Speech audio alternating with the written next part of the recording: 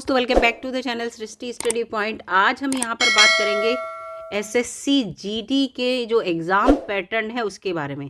किस तरह का पेपर आएगा, है ना, और किस तरह के क्वेश्चन आएंगे, इन सब के बारे में यहाँ पर हम बात करेंगे। और कितने क्वेश्चन आएंगे, नेगेटिव मार्किंग है कि नहीं है, क्योंकि आप सभी को पता है कि एग्ज़ाम की डेट जो है वो आ चुकी है। उसको लेकर लेटर इशू हो चुका है कल, और उसकी वीडियो चैनल पर ऑलरेडी अपलोडेड है। जिन्होंने नहीं देखी है वो जाके देख लें। तो एसएससी जीडी का जो फॉर्म 2024 में भरा गया था, उसका अब 2025 में जो है वो एग्ज़ाम होगा। और उसके लिए देखिए, ये जो एग्ज़ाम है, सबसे पहले तो जो बच्चे पहली बार एग्ज़ाम देंगे उनके लिए ये जानना ज़रूरी है कि ये एग्ज़ाम जो है वो कंप्यूटर बेस्ड होगा। ठीक है, कंप्यूटर पे आपको क्वेश्चन दिखेंगे, उनके आंसर वहीं पे टिक करने हैं। और अगर जिन बच्चों को ये नहीं आता है तो एसएससी की वेबसाइट पर मॉक टेस्ट इससे रिलेटेड जो है अपलोड किए जाएंगे, और आप देख लीजिएगा, हो सकता है अपलोड हो गए हों। उसको एक बार ट्रायल में आप उन टेस्ट को देकर देख लीजिए, जिससे कि आपको समझ में आ जाएगा कंप्यूटर पे कैसे आपको आंसर देना है। पूरा ये यहाँ पर है, इसमें लिखा ही है। तो ये नोटिफिकेशन है ओरिजिनल, जिस नोटिफिकेशन से आपने फॉर्म भरा है उसी में ये सब दिया है एग्जामिनेशन का शेड्यूल, वही मैं आपको यहाँ पर दिखा रही हूँ। तो ये कंप्यूटर बेस्ड एग्जामिनेशन होगा, और केवल एक ऑब्जेक्टिव टाइप आपका पेपर होगा, वन ऑब्जेक्टिव टाइप पेपर। और जिसमें कितने क्वेश्चन होंगे, 80 क्वेश्चन होंगे, और हर question 2 marks each with the following. प्रत्येक क्वेश्चन के लिए 2 नंबर मिलेंगे, यानी कि 80 क्वेश्चन आपके 160 नंबर के होंगे। और आपको टाइम जो है वो मिलेगा केवल 1 घंटा। 80 क्वेश्चन के लिए आपको 60 मिनट्स मिलेंगे, याद रखिएगा, यानी कि 1 मिनट से भी कम टाइम। तो यहाँ पर 4 पार्ट्स में आपका पेपर होगा, 4 टाइप के क्वेश्चन होंगे, 4 कैटेगरी से क्वेश्चन होंगे, ये कह सकते हैं आप। पहला सब्जेक्ट रहेगा आपका जनरल इंटेलिजेंस एंड रीजनिंग, जो रीजनिंग के क्वेश्चन होते हैं नॉर्मली, जैसे चित्र को देखकर आपको बताना है, और संख्या जो क्रम है उसमें आगे ये संख्या कौन सी आएगी, इस तरह के जो क्वेश्चन होते हैं वो 20 आएंगे, और 2 नंबर का है तो 40 नंबर के क्वेश्चन होंगे। जनरल नॉलेज के क्वेश्चन होंगे, जिसमें हिस्ट्री, ज्योग्राफी से रिलेटेड नॉर्मल क्वेश्चन होंगे, ज़्यादा टफ क्वेश्चन नहीं होंगे। और करंट अफेयर से रिलेटेड ये 20 क्वेश्चन होंगे, जो कि 40 नंबर के होंगे। मैथमेटिक के क्वेश्चन होंगे 20 क्वेश्चन, जो कि 40 नंबर के होंगे। और हिंदी या इंग्लिश के जो है उसमें से आपको 20 क्वेश्चन करने होंगे, जो कि 40 नंबर के होंगे। तो ये कितने के हो गए, 160 नंबर के क्वेश्चन हो गए। तो 160 नंबर का ये आपका पेपर होगा। अब ये लिखा है, देखिए, सारे क्वेश्चन ऑब्जेक्टिव टाइप होंगे। तो पहले ही आपको पता चल गया, मल्टीपल चॉइस क्वेश्चंस होंगे, जिसमें, है ना, इसमें 4 ऑप्शन दे रखे होंगे। एक ऑप्शन आपको चूज़ करके टिक मतलब क्लिक करना है कि ये ठीक है। कंप्यूटर बेस्ड एग्जामिनेशन है, जो कि इंग्लिश में कंडक्ट होगा, हिंदी में कंडक्ट होगा, और उसके साथ साथ 13 और लैंग्वेज हैं, क्योंकि ऑल इंडिया लेवल पे एग्ज़ाम होता है। और ऑल इंडिया लेवल पर और आपकी ज्वाइनिंग कहाँ कहाँ होगी इससे भी रिलेटेड है। तो 13 और लैंग्वेजेस हैं, ये लैंग्वेजेस दे रखी हैं, रीजनल लैंग्वेजेस जो हैं, जैसे असमिया है, बंगाली है, गुजराती है, कन्नड़ है, फिर ये कोंकणी है, मलयालम है, मणिपुरी है, मराठी है, उड़िया है, पंजाबी है, तमिल है, तेलुगु है, उर्दू है। ठीक है, इनमें भी ये पेपर दिए होंगे। There will be a negative marking of 0.25 की नेगेटिव मार्किंग होगी, याद रखिएगा, जिससे कि आपको जो है क्वेश्चन को सॉल्व करने से पहले आपको याद रहे कि नेगेटिव मार्किंग भी है हर रॉन्ग आंसर पर। तो इसलिए ये लिखा है कि अपने माइंड में ये बात रखें आपकी नेगेटिव मार्किंग भी है। ऐसा नहीं कि 80 के 80 क्वेश्चन आप पूरे करके आ गए, चाहे आपको आ रहे हैं या नहीं आ रहे हैं, तो नेगेटिव मार्किंग में माइनस में आपका रिजल्ट चला जाए।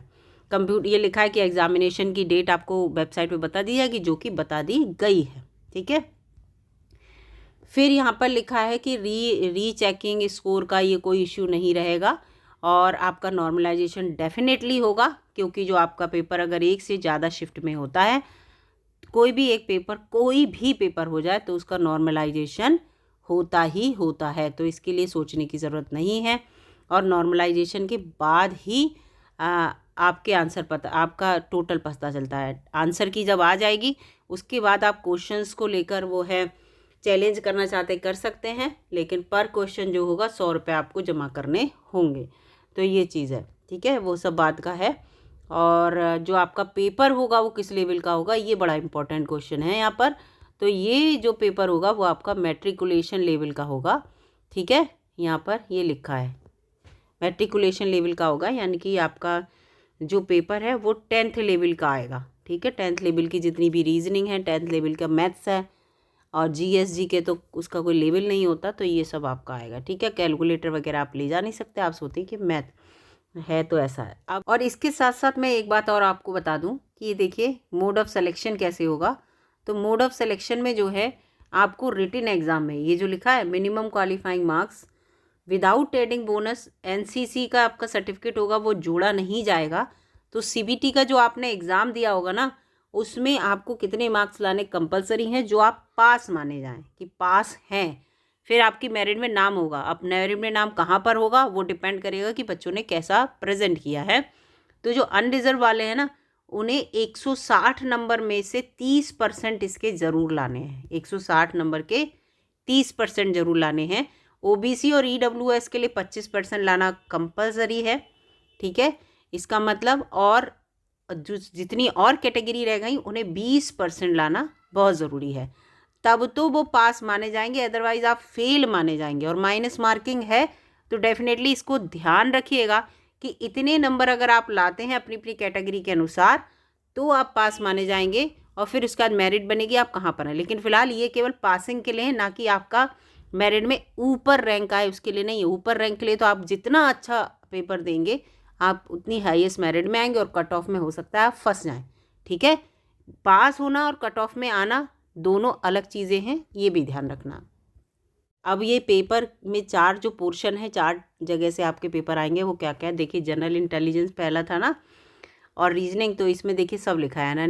एनालिटिकल एप्टीट्यूड है, and ability to observe and distinguish pattern जो आते हैं उनको आपको समझना है। वर्बल नॉन वर्बल जो आते हैं वो है। एनालॉजीज आएंगी, सिमिलरिटीज़ आएंगी, डिफरेंसेस आएंगे, और रिलेशन वगैरह आएंगे, कोडिंग डिकोडिंग आएगी, ये सब। ये देखो रिलेशनशिप कॉन्सेप्ट आएंगे, विजुअल मेमोरीज वगैरह आएंगी। तो ये होगा जनरल नॉलेज में देखिए जो आपके चारों ओर एनवायरनमेंट में जो कुछ हो रहा है उसके प्रति आप अवेयर हैं नहीं हैं, करंट अफेयर से रिलेटेड वो सारे क्वेश्चन आएंगे। इसके साथ साथ ये देखिए यहाँ पर है स्पोर्ट्स से related, history, culture, geography, economics, सीन, और ये पॉलिटी, जनरल पॉलिटी जो सिंपल है, इंडियन कॉन्स्टिट्यूशन, साइंटिफिक रिसर्च जितनी भी हुई हैं, ये सारे क्वेश्चन जो हैं वो इसमें देखने को आपको मिलेंगे। एलिमेंट्री मैथमेटिक्स में जो नॉर्मल मैथमेटिक्स है, आप 8th तक की मैथमेटिक्स समझ लीजिए, जिस बच्चे ने अच्छे से पढ़ी होगी तो डेफिनेटली इसके आंसर कर पाएगा, जिसमें फ्रैक्शन वगैरह है, रिलेशन बिटवीन नंबर्स है, फंडामेंटल अर्थमेटिकल ऑपरेशंस हैं, परसेंटेज है, रेशियो एंड प्रोपोर्शन है, एवरेज है, इंटरेस्ट है, प्रॉफिट एंड लॉस है, लाभ हानि के जो डिस्काउंट एंड मेंसुरेशन है, टाइम एंड डिस्टेंस, दूरी एंड समय वाला रेशियो है, टाइम और वर्क, समय और कार्य वाला जो होता है, इस टाइप के क्वेश्चन आपको देखने को मिलेंगे। इंग्लिश और हिंदी में क्या होगा कि candidate ability to understand basic English और बेसिक हिंदी जो है उनके एंड देयर बेसिक कॉम्प्रीहेंशन वगैरह आएंगे, उससे आपका टेस्ट किया जाएगा। तो इस तरह के आपके क्वेश्चन होंगे। तो यहाँ पर फ़िलहाल ये मैंने आपको पैटर्न बता दिया, ये पास हो जाएंगे तो आपका पीईटी होगा, पीएसटी होगा, जो होगा वो सब बाद में है। फ़िलहाल पेपर कैसा आएगा ये है। अब पेपर का एक मॉडल जो पेपर होगा वो मैं आपको अपने चैनल पर ज़रूर अपलोड करूँगी कि किस तरह के क्वेश्चन जो हैं आते हैं। ये जो पिछले साल 2024 में, फरवरी 2024 में जो एग्ज़ाम हुआ था, है ना, उसमें किस तरह के क्वेश्चन आए थे वो लेकर ज़रूर आऊँगी। फ़िलहाल इसको ध्यान में रखिएगा। और अगर आप चाहते हैं कि अच्छे से पढ़ाई हो, क्योंकि कंपटीशन हर जगह है, आप ये ना सोचिएगा कि इसमें वैकेंसी ज़्यादा होती है तो कंपटीशन नहीं होगा, कंपटीशन तो हर जगह होता है। लेकिन आप टॉपिक जो दे रखे हैं ना, इसमें अगर टॉपिक वाइज आप अच्छे से पढ़ाई करेंगे, ये जस्ट एक एक टॉपिक को लेकर आप पढ़ेंगे यहाँ पर, तो डेफिनेटली आप अच्छा स्कोर कर पाएंगे, ठीक है। और माइनस मार्किंग इतनी ज़्यादा नहीं है तो आप अच्छे से स्कोर कर पाएंगे फ़िलहाल। और ये पूरा इसका दे रखा है, इसको ध्यान में रखिएगा, कितने मिनट का पेपर होगा, कितने क्वेश्चन आएंगे, जिससे कि आप पहले से प्रिपेयर्ड हों पेपर को देने के लिए। टाइम को मैनेज करने के लिए सबसे बड़ा काम होता है कि हम 60 मिनट में टोटल 80 क्वेश्चन ज़रूर हमारी आंखों से गुजरें, उनको एक बार ज़रूर रीड करें, उनका आंसर सोचें क्या है। ऐसा ना हो कि बहुत से बच्चे क्या करते हैं, 60 मिनट में कहते हैं हम 80 क्वेश्चन रीड ही नहीं कर पाए, या हमने क्या करा 3 पोर्शन तो पढ़ पाए, 1 पोर्शन बिल्कुल नहीं पढ़ पाए, है ना। या कुछ बच्चे ऐसे करते हैं कि हमने क्वेश्चन रीड तो कर लिए लेकिन ऑप्शन नहीं देख पाए। तो ये चीज़ें बिल्कुल ना करें, ठीक है। और जिनको कंप्यूटर पे CBT एग्ज़ाम देने का जिसके पास एक्सपीरियंस नहीं है तो मॉक टेस्ट होंगे इसमें, ठीक है। मॉक टेस्ट का भी मैं अभी आपको दिखा रही हूँ, इसमें सब लिखा है कि जो बच्चे अगर चाहते हैं पेपर को फिर से वो करने के लिए तो मॉक टेस्ट, ये देखिए लिखा है ए वॉक थ्रू वीडियो होगी या तो, और mock test on the computer based examination has been provided on the website of the commission in the candidates corner section. आप जब SSC की वेबसाइट पे जाएंगे तो एक आपको जो सेक्शन मिलेगा जहाँ पे लिखा होगा कैंडिडेट्स कॉर्नर लिखा होगा, वहाँ पे क्लिक करेंगे तो वहाँ मॉक टेस्ट का वहाँ पे आ रहा होगा, तो आप एक मॉक टेस्ट वहाँ पर ज़रूर दीजिएगा, जिससे कि आपकी अच्छे से तैयारी हो जाए, आपको समझ में आ जाए कि पेपर किस तरह से हमें कंप्यूटर पर देना है और किस तरह के क्वेश्चन आते हैं। तो इस चीज़ को मैं यहाँ पर आपको ज़रूर राय दूंगी कि ऐसा करिए। फ़िलहाल तैयारी में लगे रहिए और अच्छे से पेपर दीजिए। पिछली बार भी काफ़ी बच्चे जो हैं अच्छा कर रहे थे और इस बार भी डेफिनेटली आप लोग अच्छा करेंगे। मिलूंगे अगली वीडियो में, तब तक के लिए नमस्कार, धन्यवाद।